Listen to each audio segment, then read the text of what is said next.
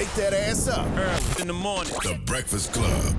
Yep, it's the world's most dangerous morning show, The Breakfast Club. Charlamagne the God, DJ Envy, Jess Hilarious. Envy had to bounce, but Loren LoRosa is in, and we got a special guest in the building, man. He's got a new podcast called the Roc-Solid Podcast on the Drink Champs Black Effect Podcast Network. Memphis Bleek is here. You know what I'm saying? Blizzle in the building. What's up, ladies? What's up? Seagull, that's my guy right here. I never met y'all ladies before, so I gotta Nice say to what's meet up. You never met Jess and Loren? Nah, No, man. you know, I just met her on IG. Oh, okay. You know what I mean? I seen you show some love. I show love back. You know what I mean? Man, Always. listen, your ass don't age. When I say you look good, Aw, you look thank good when you. I was Same younger, you here. look good now. That's Oh, dope. thank you. I'm trying to win. You hear that, wife? You better watch out. Shit, you better watch out, girl. I know you're getting into this personality blogger space now. You might age. It's stressful. I know, right? It's straight. I'm not trying to get into the controversy of the blogger space. I'm trying to bring some jokes. I feel like my podcast, I want to be like the sitcom when we was younger. You know, you had your Smack DVDs, your wild moments, but then you could go in the crib and watch some Martin.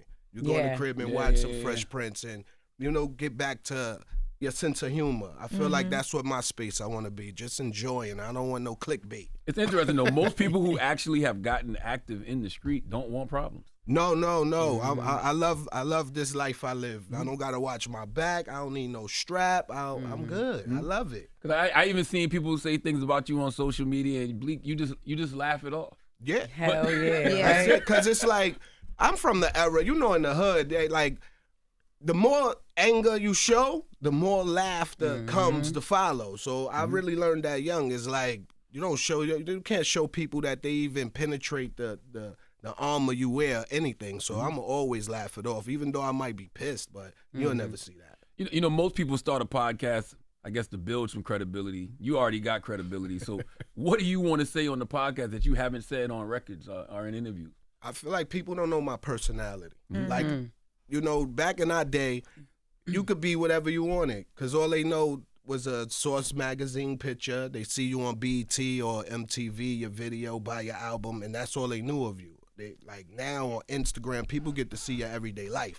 So if you're a cornball, you're a cornball for real. Yeah. So it's like now on the podcast, what I want to let people know is the personality and just some of the stories behind the things that we done that you might have been questioning. How did that happen? Why did this happen? Why wasn't Bleek involved in this? Or why wasn't Beans or this person involved? So we had to answer those questions. You know, you've been in rooms with some of the biggest names in music, right? But on Roc-Solid, are there stories you finally feel comfortable telling now that you couldn't back then?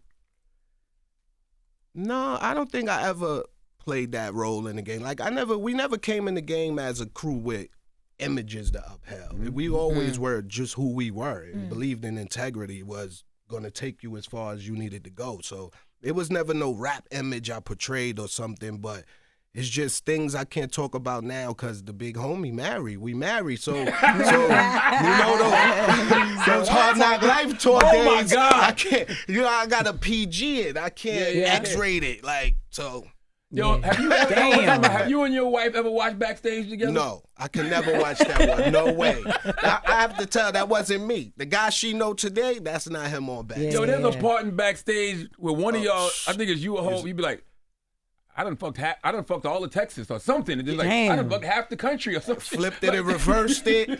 Yeah, I was on some shit. We was battling. And not records neither. We had verses for real. Crazy. So any upcoming guests that you any guests, is it out yet? Yeah, we just dropped the first episode. episode with Ja Rule yesterday. Okay. Like, so that did really good. A lot of people didn't know me and Ja had that relationship. So that's the things like I want people to understand. Like behind the scenes, behind the music, we real regular people. Like my first friend in the music business was Ja Rule. Oh wow. Like, you know, people from the outside would think it was Beans or Freeway or somebody from Roc-A-Fella. The first person I met hanging out, riding around with was Ja. Like, people don't know. Even Nick Cannon. Nick Cannon used to be in Marcy with us. Get Like, the fuck out of here. oh, God. What? Did y'all, why you ain't never help him write? Yeah, Why you laughing yo, it's so hard? crazy. You Why say you laughing that so hard? because my friend, this kid from my projects named Clout, rest in peace, he actually used to write for Nick. Like we all was I don't managed think by he the wants that same credit. Yeah, producer. He don't want that I credit. mean, same manager, Yeah. you know, Beehive, Jay Cousin Salute to was B. managed all three of us. Yeah. Nick, me, and Clep. You know those? So he used to spit. rap. Beehive used to manage Nick Cannon? Yeah. He never told me Yeah, that. man. Cannon must not have been a priority. Nah, he was. He was always talking about going into showbiz back then Yeah. too. Like music was never his thing. So to see where he took it and what he do is like, That's dope. you lit. Like I just seen him at the Super Bowl February, you know, and I'm like, I need to get on that show, cuz y'all out there freestyling, battling, dissing. That's my area. So, you know, I'm gonna go do that. He definitely gotta pull up to the podcast. So what was Nick doing in Marcy? Just chilling. You know, Nick can regular- fight, though. I don't know if y'all Yeah, know just that. regular stuff. Like, you know, he's a regular dude. This before the fame, before any of this. Oh, okay. The kids and all of that crazy crap. This Yeah. was just regular Nick on the block hanging out. He just wanted to be in the hood. Like, a lot of people that met us back then was on some, yo, you from Marcy? I want to go, because you couldn't go to Marcy back in the day. Yeah. If you didn't know somebody or go with somebody certified, wasn't no walking through Marcy. So a lot of people, they want to experience it now. Well, y'all made it sound fun. Y'all did make Marcy sound like Cancun a little bit. A little bit. Or, you know, a little bit for us it was, because Yeah. we the guys, but anybody couldn't do that. So your man used to ghostwrite for Nick Cannon? Yeah, man. So he get royalties off Gigolo? Like what record was it? I don't He know. probably I don't didn't know write if it was Gigolo. those records, but Yeah, it was yeah. like his demos to help him get a deal. Like when he first was rapping, first doing this thing, like, yeah, Nick was in the studio with us and all of that, So you man. thought Like, Nick was nice? I always thought he was talented. I ain't say that. I said you thought he was as nice as a Yo, I rapper. always thought he was talented. Yo, Damn. it been a couple times you give the guys, yo, that ain't Nick. Yo, you got a Yeah. classic with my man was speaking. I be like, nah, that ain't Nick. I think that's the fear of every artist. Like, yo, they gonna rock with me, or somebody gonna be like, dang, Nick. I mean, Yeah. especially being around y'all though, like that's a different. it y'all are was- very different rappers than a Nick Cannon. No, but it was rough. Like growing up, like just even being in the Roc-A-Fella camp, Baseline Studios. Remember, we only had 2 rooms with 14 artists.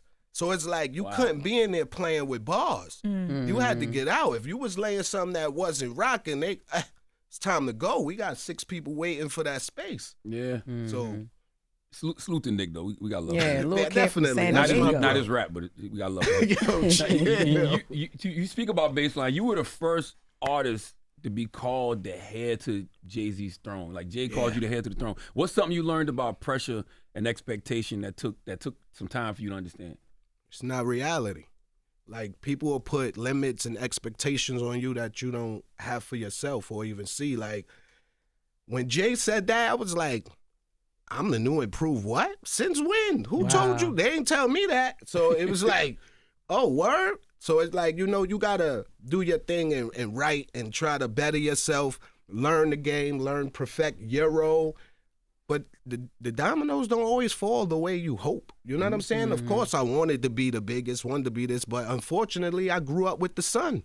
And it's like any fire I put out, he burnt out. So it was nothing I could do. I just accept my spot. But he was capping. Or he might have saw something in you that you didn't see in yourself. That's what he definitely did. And to this day, like, you know, Jay pushed me to do, I send him music. It's so weird because I got a new project coming out right on the 20th called Apartment 3D. It's probably like my 3rd album I recorded since my last studio album. The first 2 he done shut down. So when I started sending him records from this one and he like, this is it, you doing your thing. I'm like, what changed? I'm still trying to figure out what changed because now it's like, you rocking with all the joints, what happened? I think, you know, it's just where you at in your life and what you talking about. So you was Apartment 3D and they were Apartment Fosse. And see, that's what I like. People always know you from the music with Jay, right? They're like, oh, Yeah. that's Jay's protege. But yo, y'all grew up together in the trenches. Like, But that's the thing. We grew up not together. People think that, like, they got to remember Jay is like the big brother, like the uncle. Like, I was the kid, like one of his nephews on the block. He didn't hang with me. He came and got me. Like, seen me doing reckless stuff. He would, you know, put me on the right track, correct me, give me game, but it wasn't no hanging out. It was like, all right, I see you. That's Jay. What up, fam? I see you. So the day when I seen him with Clark Kent, rest in peace, it was like, man, he always pulling up with the illest cars, the baddest joints, man. I got to get on this boat. I got to find out how to be a passenger on that boat. So I just shot my shot, and it worked. What was something he taught you during that era that fans wouldn't know, that we might hear on the Rock Solid podcast?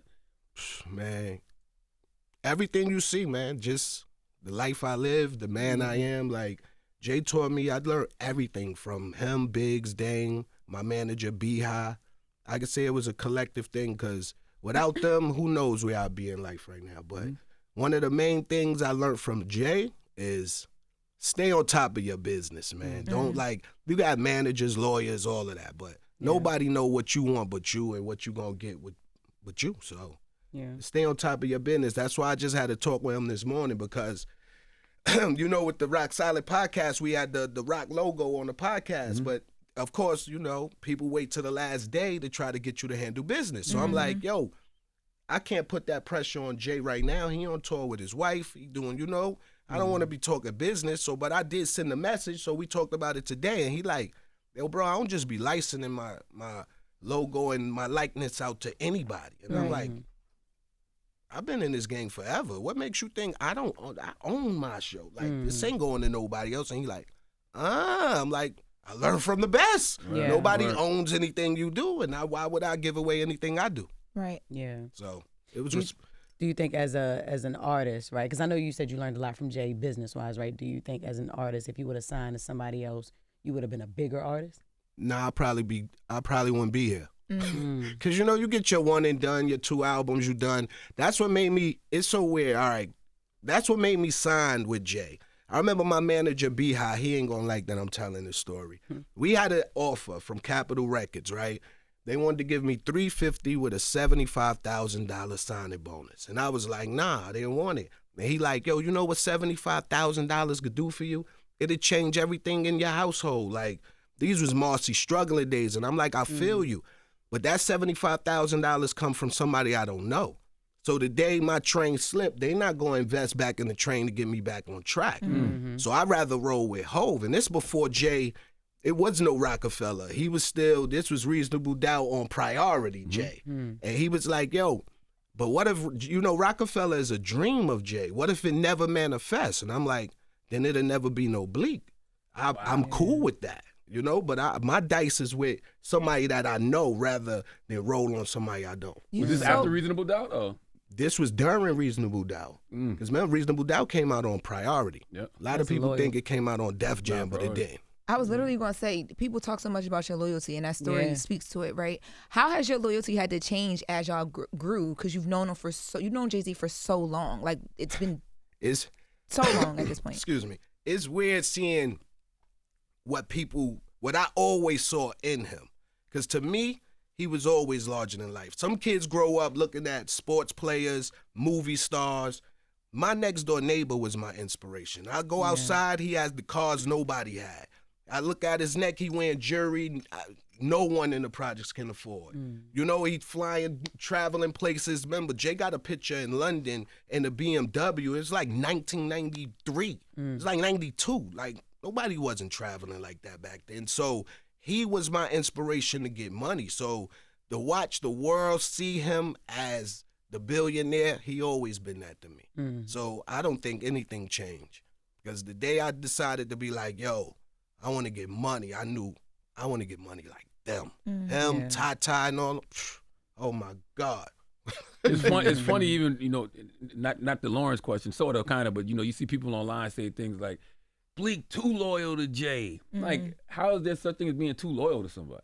I don't know. Especially if it's reciprocated. Yeah, like, how can you be too? I don't know no other way. I don't know no other person. Like, what I'm supposed to do, what they wanted me to do. I don't know who I was going to get a deal with. What artist? I'm going to go sign with another artist and be like, yo, I'm this crew now? That'll never happen. So it's just like when Roc-A-Fella died. That's why I didn't chase music, because it's like, what I'm going to do? I'm going to be G-Unit? I'm going to go be this guy over here? Never. If it ain't Roc-A-Fella, it ain't nothing. You know, it's funny, right? You are one of the few artists from that era who seems like you never chased clout when things slowed down. Oh, no. You know, was that a conscious decision or just your character? We always been lit. Like, since a kid, we always been lit. Like, you know, like, growing up, man, in Brooklyn was, you got to remember, Brooklyn is as big as the city. We actually bigger than Manhattan, if you think it's a borough. So in Brooklyn, once you was known in the star, Crown Heights, Coney Island, you didn't need nothing else. Like, so this industry fame, a lot of these people, I feel like, become who they always wanted to be with rap fame. I've been who I was and just got rap fame. You know what I'm saying? Like, I didn't have to portray any type of, that's what I mean. We didn't portray, this guy has always been me. Like, anybody that know me know, Bleek been the same guy since day one. Where you could look at a lot of these rappers and you could see, man, he acted. Once the act stopped, the career stops. And that's how, so for me, I ain't chasing no clout. Clout is fake. It don't really, it's a made up, it don't mean anything. What was your first thoughts, like when things were dissembling, right? Like, what's your first thought go-to wise, like career-wise? Like, what do you, because now y'all there, y'all established, people know y'all, you been who you been. Oh, I had no clue. That's why I give all my wife all the credit, because she really put the pieces together and helped me see the vision again. Because to me, it was over. I didn't know what to do, what direction to go. And when I met her, she was just like, you tripping. This is what we need to do. Boom, boom, boom, boom. And we put it together. Here we are. And that's interesting because it's not like you didn't have people. Yeah. No. Yeah. And I had peoples, but it's still like when you do something and that's all you know. Like, remember, I never had a job. Like, never had to fill out a resume. I got a deal. I was 15 years old. Like, I never had to work ever. My work was rap. So when it was over, it was like, what I'm going to do? I don't do construction. Like, I don't sweep. I never swept. Like, so it was like, what I'm going to do? And then my wife was like, you bugging. Your homie owned 90 businesses. Go figure out a way in one. And that's how Duce came apart. And it's like, okay, I'm the liquor man now. I sell drugs again. Listen, I want to ask you, like, if you could go back to one session from the early rock days, not to change it, but just to relive it, what would it be and why? See, I'm going to tell you another story people don't know.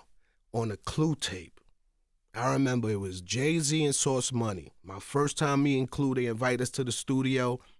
Jay and Sauce Money, they murdered a verse. Now, mind you, I'm 15 years old sitting there like, and y'all want me to rhyme after these two guys? I don't think it's going to happen. And Clue like, yo, go ahead. So Jay like, yo, you going to give up an opportunity? You got a shot right now. You better write something. And I'm looking at him like, I ain't got it. After what y'all said, I don't think there's nothing I could say. So I missed that opportunity. And when that tape came out, it was like one of the biggest freestyles in Marcy. Everybody playing it, going crazy through Brooklyn. And I'm like, I was right there. I could have been a part of it. So if anything, would be that. And on the J. R. Kelly album, Best of Both Worlds, if you listen to it, he was like, if one of the songs, I think it was Somebody Girl Is at This Party song. If you listen to the beginning, he say my name, M, extra, money, let's go. And I never wrote my verse. Why? Why? You a little scared ass, man. No. See, we had a thing in Roc-A-Fella. It wasn't scared. Right. It was called bullshitting with bars. When you think you too lit, you out here doing too much that you ain't got time for the bars. It wasn't, the Clue tape was shookness. The R. Kelly was, I was lit. I'm outside. The thotties on me, I'm lit. I ain't got time to be in the studio. That's how I got clipped on Volume 1 too.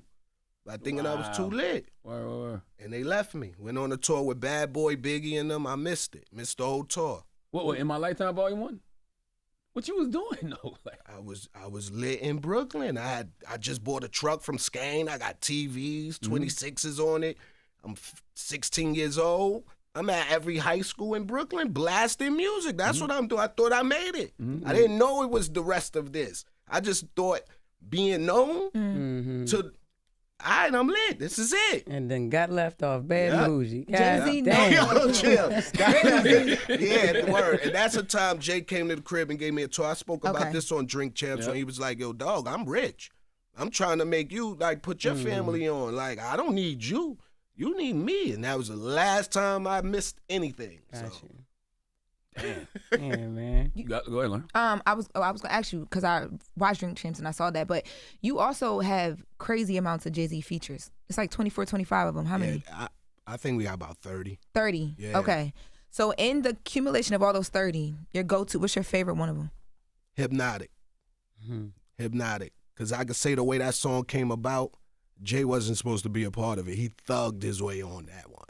Like, you know, Beans was the one who came up with the whole concept. We were supposed to do the Beans and Bleek album in Miami, but we was bullshitting with bars, like I said, going to the club. So I come to the studio, Guru and Beans in there, the studio, dark. These niggas got incense playing, they're blasting, all type of shit. And I hear this song, and I'm like, what the hell is the Beans? Like, yo, I just caught this vibe, and I'm making this record. And I'm like, he like, yo, you should put a verse on it. I'm like, all right. And then we get back home, we playing the joint for Jay in the office. He like, where my verse go? Yo, go extend that beat. And then the record came out, and then we didn't know what album to put it on because nobody album was coming out at that time. So that's how it ended up on my album. So I could say that's one of my favorite go-to records because it's the least expected record from all three of us. Like somewhere a lane none of us ever touched before. We gonna get a Jay-Z Bleek sit down on the podcast? I want to, but not right now. Because Jay, like what people don't understand is no matter how old I get, Jay ain't gonna let me be the businessman sitting there. Like I could really conduct a conversation with him. Like, yo, so you know when we did, it's never like this will be the hardest interview to do. Like because he's gonna diss me the whole interview. Yeah, you gotta prepare for that. Like, you gotta prepare for that. Yes, like, do I want people to know he talked to me this way? Do we say certain things? Do we talk to each other? Like he might not even want people to know how I talk to him all the time. Like you know, like. Even with the Ja Rule, Jay funny. Because the Ja Rule interview come out, he hit me, yo, that wasn't me who said no. Who was it? Did you ever find out who was it? Nah, man. I don't know, man. You know, I don't think nobody said no. I think it was just two camps moving too fast. Like I told Ja blew up his astronomically, man. When before we talked about doing an album together, we were both nobodies. We were both features on the Jay-Z tour. I was there. My first concert ever was the Hard Knock Life tour. That was 2000 in Charleston, South Carolina. He bought you and Ja out just to freestyle. Yep. No, Beans and Ja. Beans and Ja, yeah. And then I came out on It's Alright. That's what the single I had out at the time. But after that tour, it's like Ja was 4 million sold, everything he dropped. I seen him in the mall, 100 Crips and Bloods with him, like, oh, he ain't the same. My guy, he out there, man. So that's what I think it was, man. Two crews two superstars, man, in no time. You know what I'm saying? It ain't like it was malice involved. It's just, we get into this money. I'm glad that you got a podcast, though, because I feel like there's a core of Roc-A-Fella, all that crew that gets talked about, but they don't ever respond. Like Jay gets talked about all the time. You get talked about all the time. Emery gets talked about all the time. And it's a whole gang of y'all old friends and stuff that's always talking about y'all, but we don't ever hear the other side. Because it's too much. The cover. It's too much. Like I go on Twitter, Roc Nation is blank for everything. We the reason why people in jail. We the reason why niggas get guns. Like, I don't know why since when Roc Nation have all this influence? We could influence people in other countries to lock people up when they land. Like, if we had that much power, they need to clear some of this red tape for me and my G's, because I got to do still on parole. Why I can't get them off then? If we can put you in, why I can't get somebody off? No, y'all, Roc Nation has definitely become the evil empire. It's crazy. I don't know why, but you know, it's the thing in our community. When you make so much money, it gotta be some type of evilness to it. Yeah. But my thing is, why didn't I get the evil spell or potion then?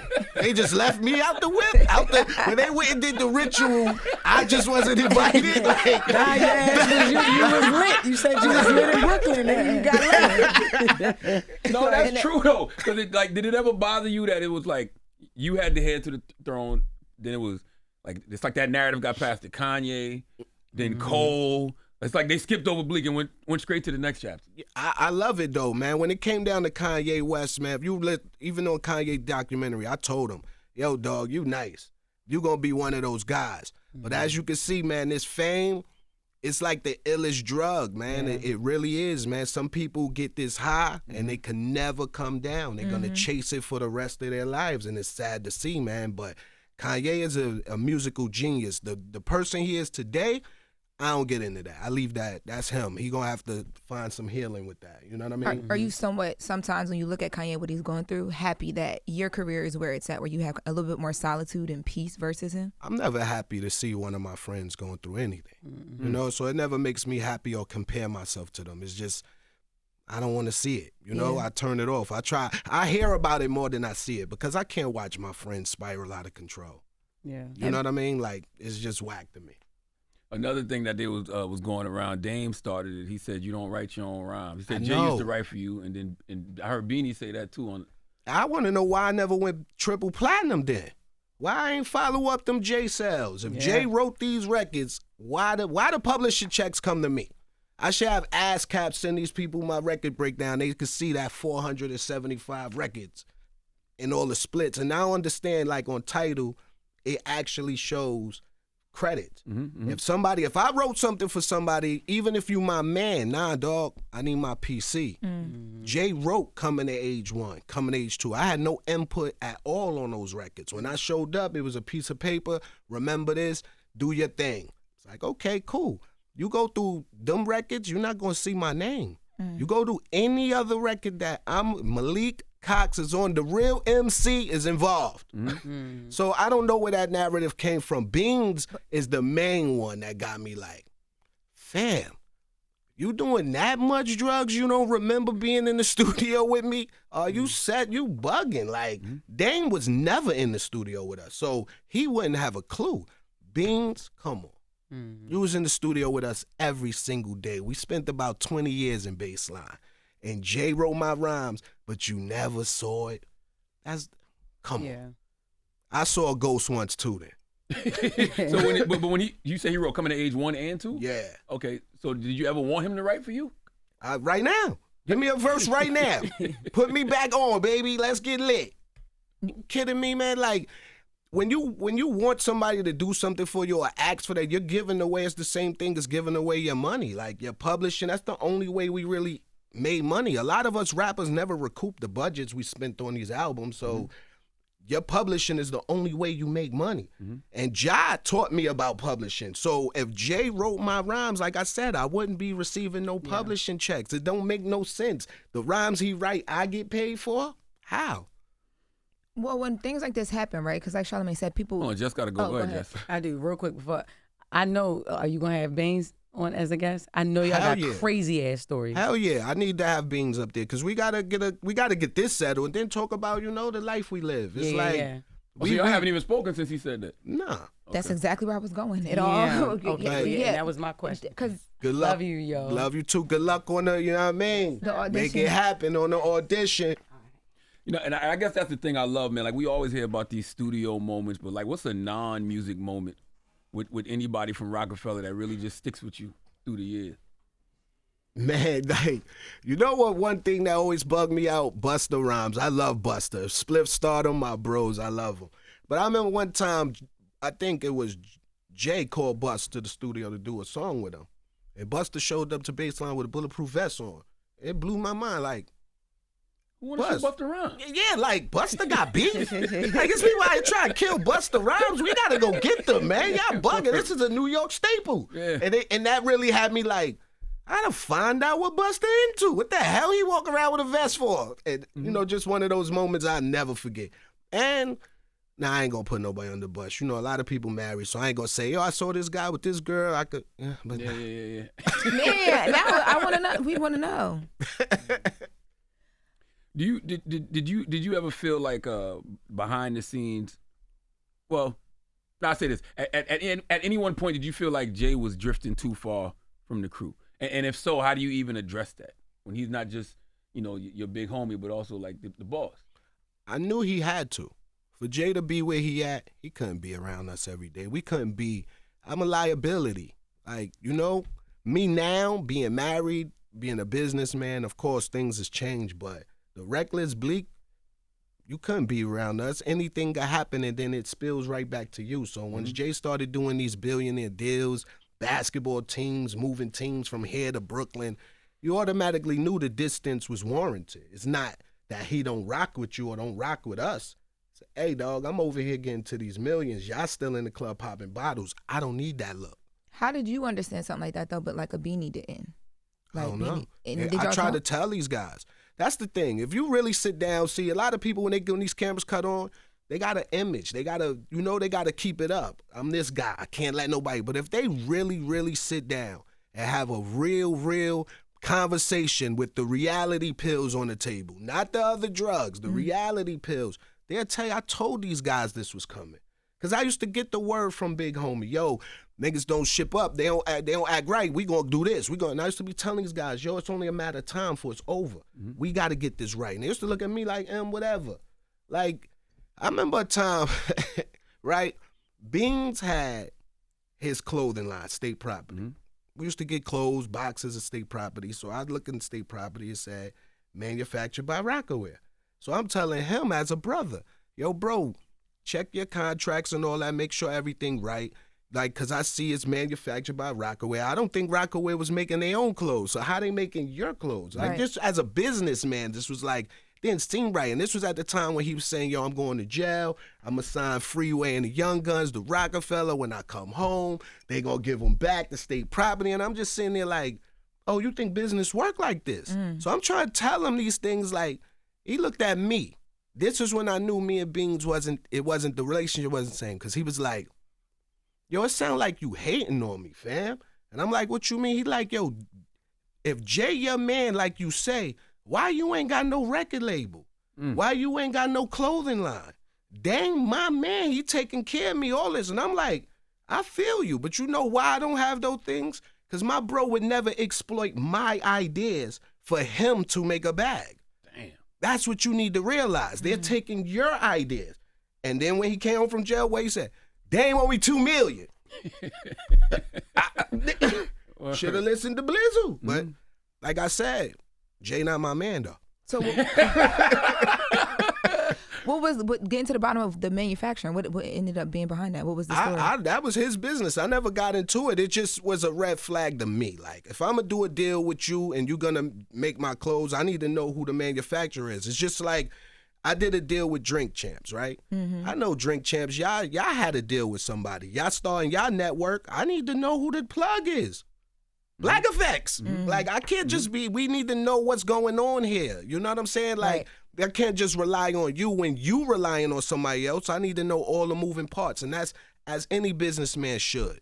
You want to know the moving parts. You don't just want to receive the checks because one day they're going to stop. Then you don't know how to pick them back up. It's insane. That's real. You know, I named it Black Effect because of Jay-Z's song Black Effect. Wow, And that's crazy. I reached out to him to get the blessing to call it Black Effect. That's crazy. And the logo was Emery's guy that designed it. I said, yo, I want something like the Paper Planes logo. And Emery that's dope, plugged man. me in with his people. Yo, God bless. Because when I found out, I've been hearing it forever. And when they said, yo, Charlamagne hold Black Effect, I'm like, yo, he is destroying the game, yo. God is good. That's right, bro. That's all you can do, man, is pray and keep killing. That's it, man. They only get one shot at this thing. A lot of these guys think it's all about the glitz, man. You could keep the glamour and the glitz. Give me the check. Like I tell people, credit don't spend, money do. I don't want the credit. How do you define success now? And is it different from 15-year-old Bleek, how he would have defined it? Yeah, 15-year-old me was the Porsche on the wall, Stadman house. You know what I'm saying? Rich girl like Oprah just letting me be Stadman out here. That was me as a kid, you know? Yeah. But me now, success to me is what I have.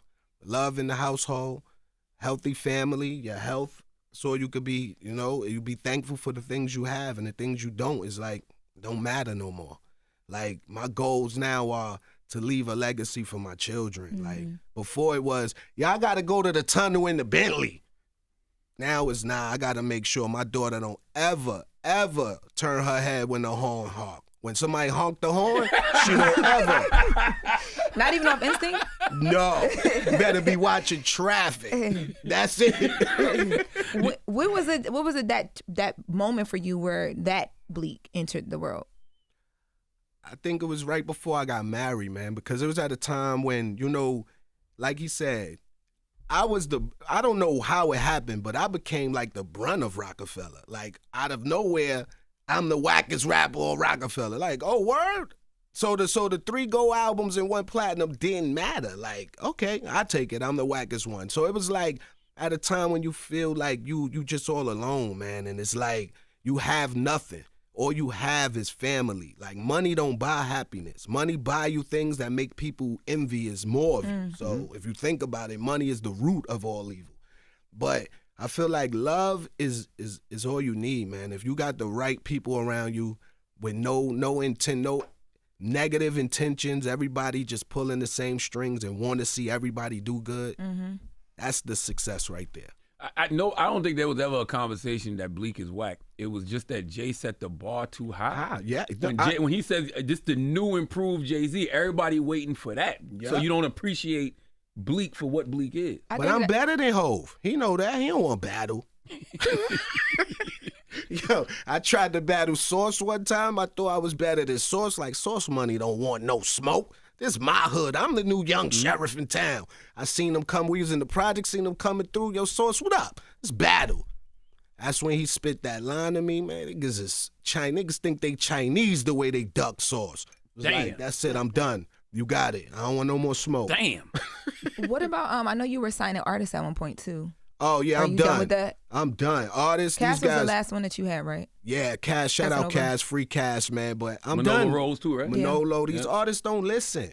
Like, all I could do is tell them. And I feel like me getting out the game and trying to be behind the scenes and tell an artist, they more looked at it as, man, I'm more lit than you. What you talking about? You don't know nothing. If you do all this, you would be lit. And it's like, fam, I'm not rapping because I chose not to. My last album went gold. Don't forget, they didn't exit me out the game off a 50,000 pack. Right. I left with a gold record, which is cool. I'll take that. And I just felt like the artist just thought, man, you don't really know what's up. Man, let me holler at Jay. And it's like, you're never going to get that. He's never. So, and they want it too much too fast. Like, they don't understand it takes time. You have to work, and work more. I watched an interview with Casanova where he talked about you actually took him to the office. I sit down, I think it was with Ty to tell him to kind of relax and chill out, and it still didn't work. That was here. Oh, that was here. Okay. Yeah. Yep. That's when Cass, it came a time when Cass was, disgruntled employee. And he wanted direct access to the nation. And me, I'm not a gatekeeper. I'm never going to hold nobody from their goals, their dreams, or whatever. If you believe the grass is greener over there, I'm going to put you over there. But then when we get to that Roc Nation brunch, and you ain't got them tickets, you know why. You over there now, fam. They only got 1 in the pack. If you was over here, I got that 4-pack. It don't ever get on your nerves, though, that people kind of underestimate your contributions to, like, music, and you're so humble with it, but... It's what can I do? I can't argue against the masses. I'm one small voice. So it's like, how mad can I could be mad internally, but no one cares. They don't care, man. Like, people love turmoil. They want to see you do bad or see you angry or see you upset. And it's like, to see a smile on your face, it hurts the hater's heart. It hurt them bad. They don't want to see you smile. You said something earlier that let me know you really a real friend, though, because even if you and your homie ain't talking, that's your man. Yes. You ain't got to talk to him for a couple of months or whatever, even a year, but that's your man. Even you see him over there doing, that's my guy. I know when we see each other, it's going to pick up right where it left off. That's a fact. That's why I tell people, man, if you and somebody got a real, genuine relationship, not based off some type of business intriguing or whatever y'all doing, it's just genuine friendship, it can never die unless somebody break the bond. Like, I even say it in one of my songs, man. I say I'm a friend for life. Once you link with me, I'm a friend for life. Once you link with me, we tight. Until you break the bond, then it's long kiss goodnight. Like, and that's true. I'm 100% that. I don't care. I got friends like my dog Rob Kelly in Dublin. I don't speak to him every day, but when I pop out in Ireland, he right there at the airport to get me. All my friends, any country I touch down, whether I'm in London with my guy Clue, Greece, Sniper, my guys is there, and he's been my friends for the last 20 years. You know what I mean? How often am I in London? But I was going to ask, what's your relationship with Dame Dash? It's cool. I spoke to Dame. Like, we agreed upon, to keep things respectful, because I felt like things was going a little bit too far. Especially, you know what I mean, when the legal accusations was going around and people leaning on that, like, you really don't know people integrity. That's what rubbed me wrong. It's like, you was there with us, fam. You gonna act like You don't know the integrity we went outside with, man. Like, people was playing that game. We don't play that kid game, and that rubbed me wrong. So I had to reach out to Dame, and it was a respectful conversation.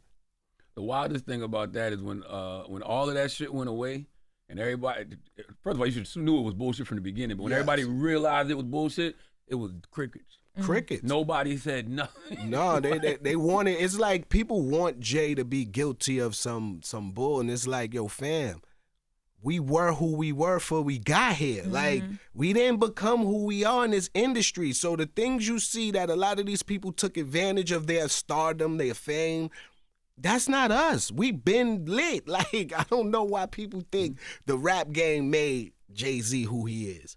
He came in this game up. Trust me. How did the passing of Clark Kent impact you?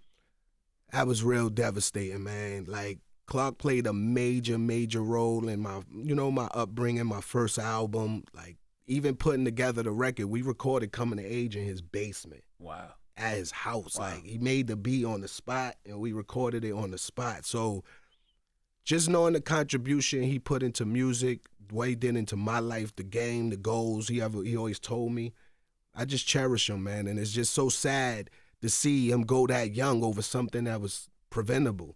Like, us as young black men, man, please go get tested. We're all health, physical, colon, all that, man. Do it. People say 45, do it at 35 if you can. Right. It's never too early, but it can be too late. I went and got mine at 44.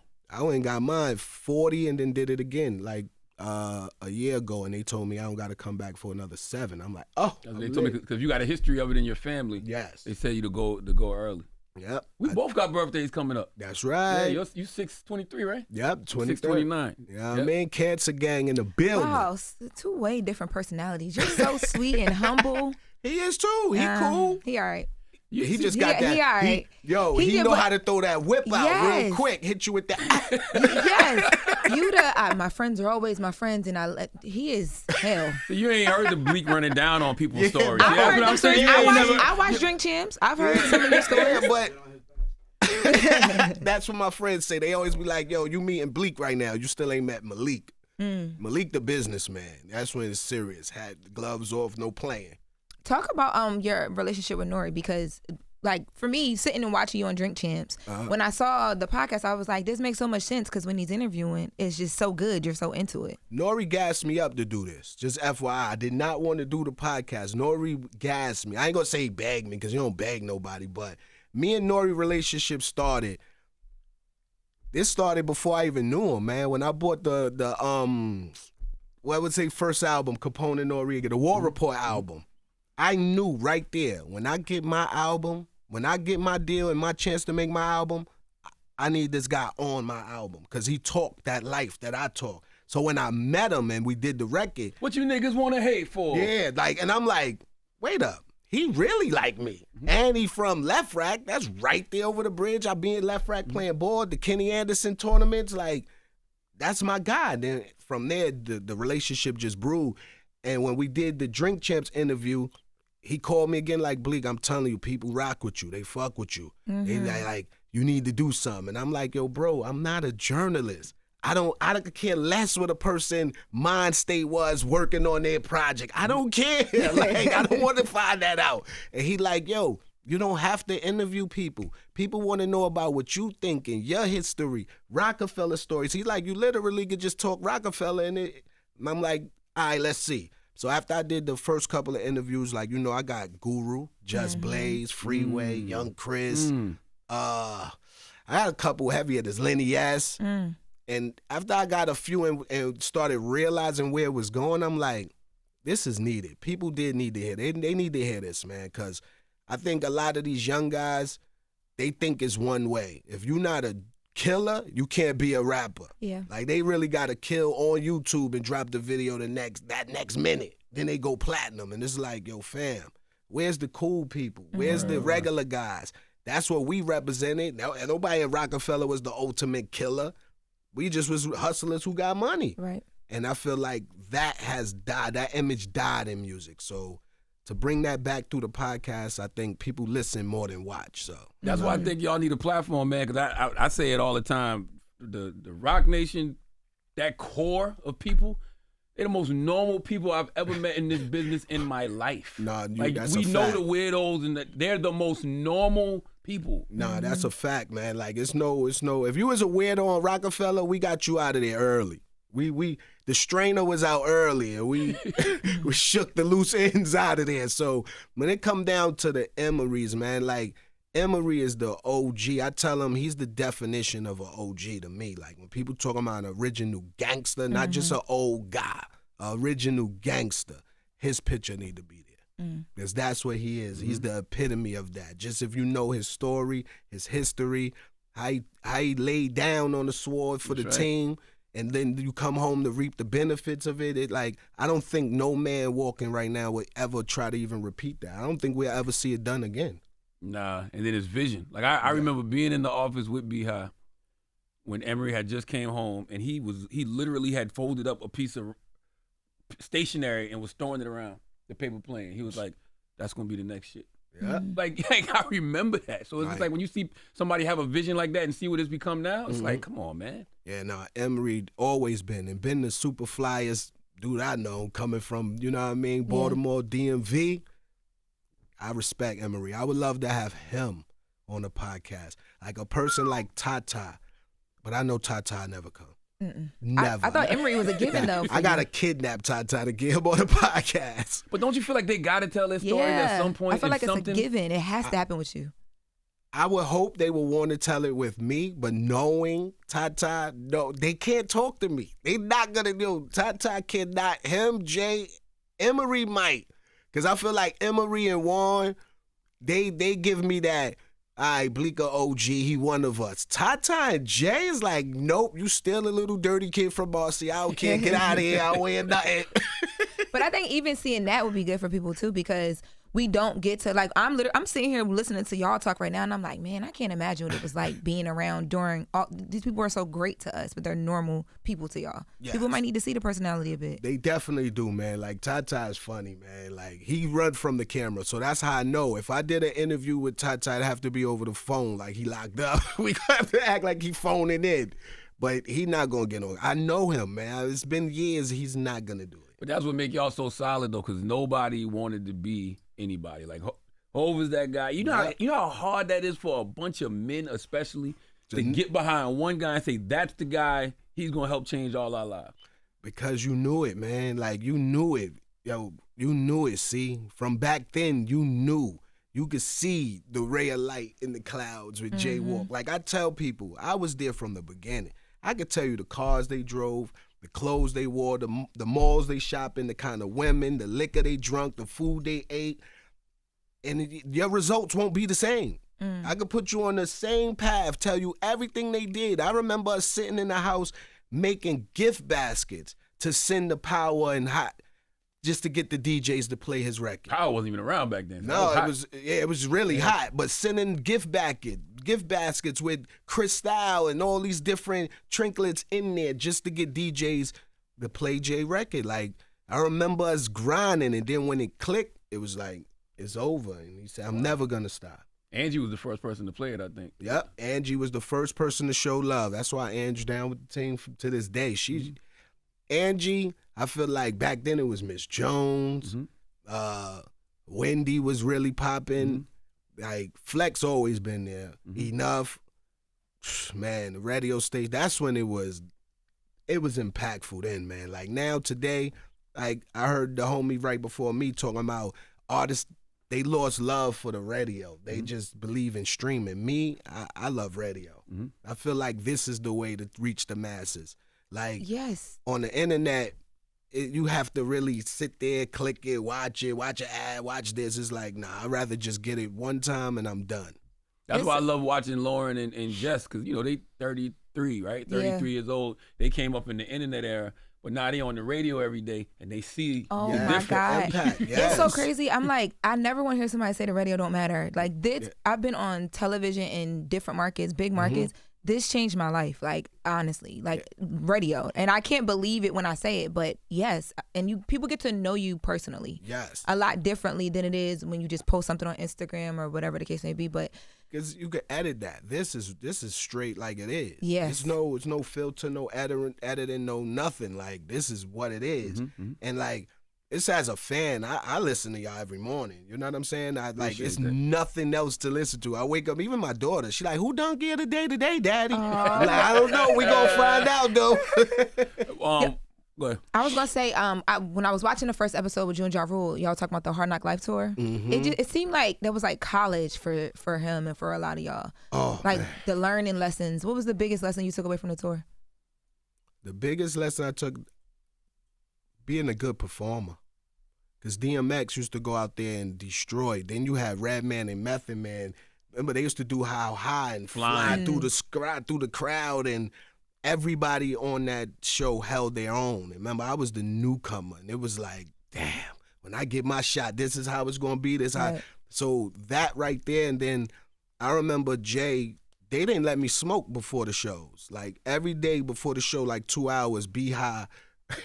He would come take all my weed and my Dutches and everything. Like, you can't smoke to after the show.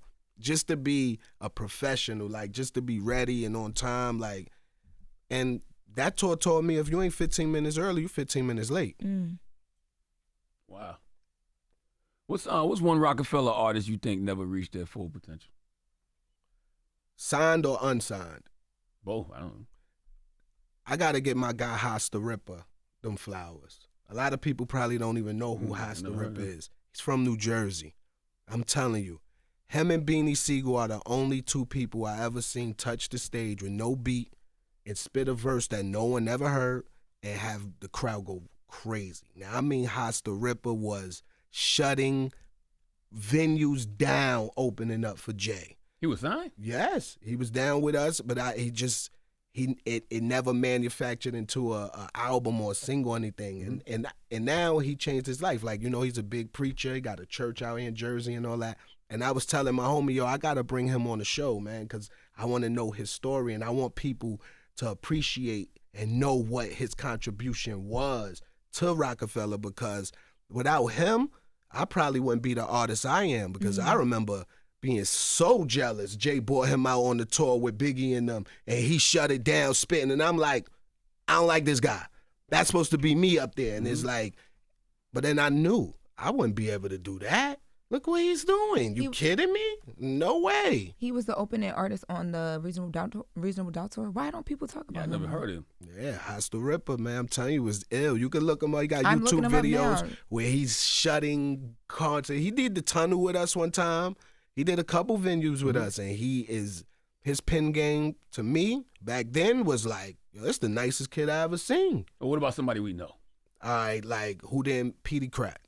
Oh yeah, I can see that. I'm from Delaware, so we a lot of Petey Crack. Yeah, Petey Crack. I feel like Petey had a lot of gems.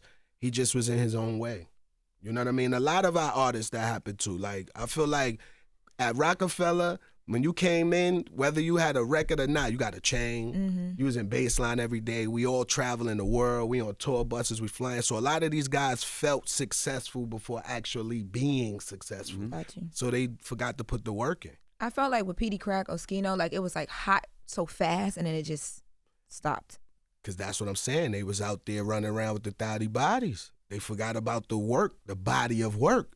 Like, you got to go to the studio. Like, I think Chris said something on one of these interviews where he said they had an opportunity to go to the studio after a show, but they wanted to go party with Rihanna.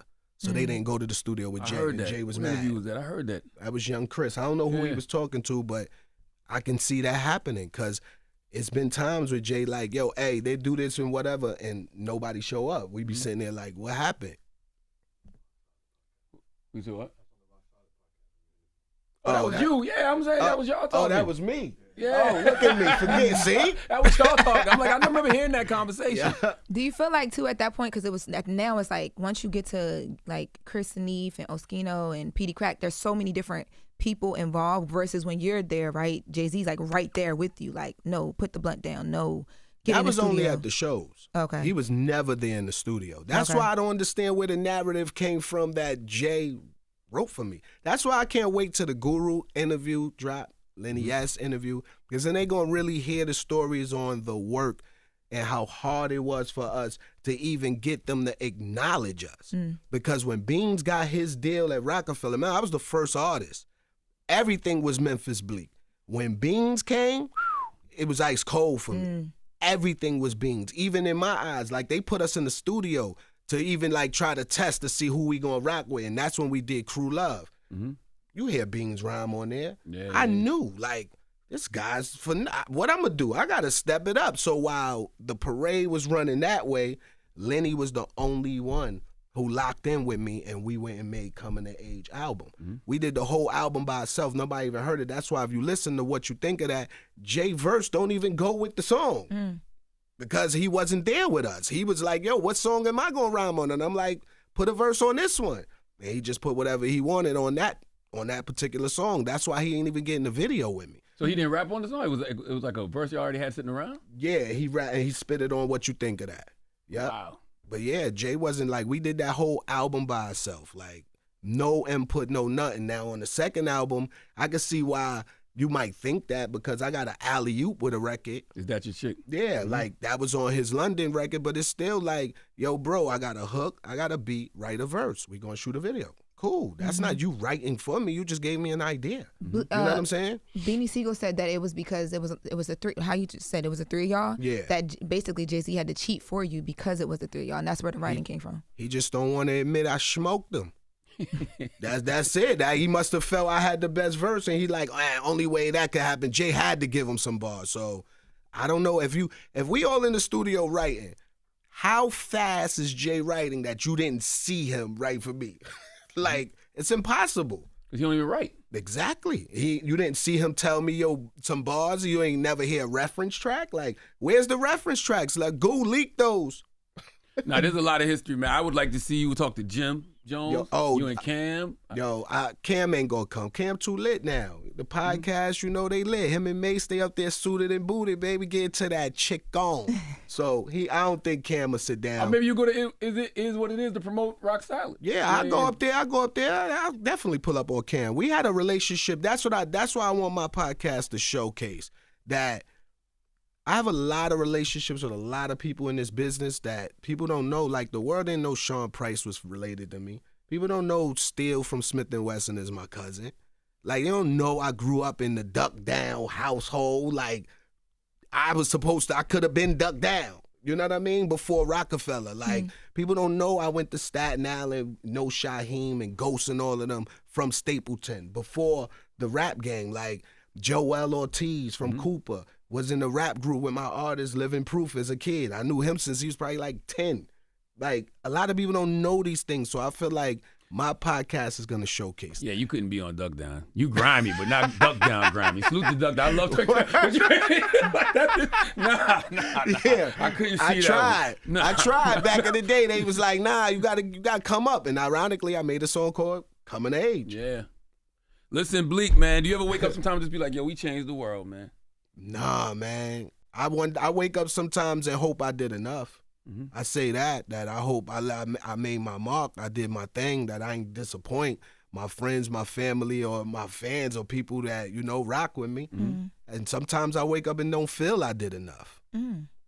Like, that's why, I feel like my partner, Cheech, he made it make sense to me. Like, I stopped rapping. I didn't care. Like I said, I left with a gold album. So rap, I didn't care. Like, I didn't feel like I left anything on the table. And when me and him started working with the Warehouse movement and doing everything we doing with the Mind Right and all of that, he like, yo, bro, I was a real fan. And you left me hanging. You didn't give me no closure. You just left one and then left. Like, what you think the people who really, really rock and was rooting for you feel? You didn't give us no explanation, no exit, no nothing. And I'm like, damn, he right. And those guys are like me. We're grown now. I'm pretty sure it's hard for them to find a playlist or something to really get into. Because me, I find myself listening to Sade now.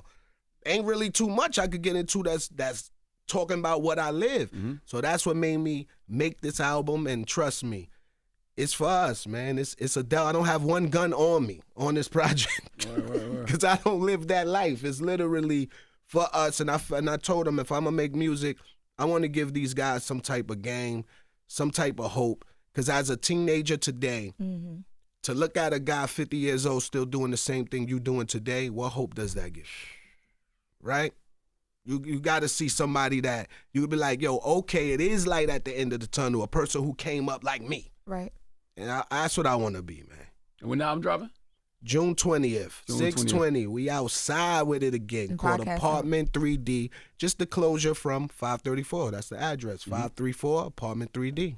And the Rock Solid Podcast is available everywhere you listen to podcasts on the Drink Champs Black Effect iHeartRadio Podcast Network. Bleek, always a pleasure, man. Always, man. Glad to see you in this space. Me. Glad to hear these stories being told. My brother, appreciate you. Loren, nice meeting you too. Nice meeting you too. Wake that ass up. Early in the morning. The Breakfast Club.